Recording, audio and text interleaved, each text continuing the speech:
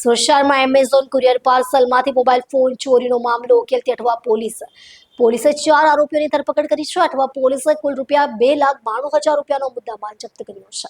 અઠવા પોલીસે Amazon કુરિયરના પાર્સલમાંથી mobile ચોરતી ટોળકીને ઝડપી પાડી છે. રાજેશ બ્રિજ બિહારી અગ્રવાલ જે કરંટ સિસ્ટમ્સના નામથી એમેઝોન અને ફ્લિપકાર્ટ પર મોબાઈલ હેન્ડસેટ વેચે છે. તેમણે 17 એપ્રિલથી 31 મે દરમિયાન 109 મોબાઈલ ફોન પાર્સલ દ્વારા મોકલ્યા હતા. જોકે તેમાંથી માત્ર 95 મોબાઈલ ફોન જ એમેઝોન સેન્ટર પર પહોંચ્યા હતા. 14 મોબાઈલ ફોન ચોરાઈ ગયા હોવાની ફરિયાદ ઓગસ્ટ મહિનામાં દાખલ કરવામાં આવી હતી. પોલીસ પેટ્રોલિંગ દરમિયાન નાનપુરા વિસ્તારમાંથી મોહમ્મદ અલ્તાફ ગુલામ હુસેન શેખને ચોરાયેલા મોબાઈલ સાથે પકડવામાં આવ્યો હતો. તેની પાસેથી 5 મોબાઈલ ફોન મળી આવ્યા હતા, જેની મૂળ કિંમત ₹1,61,000 રૂપિયા થઈ છે.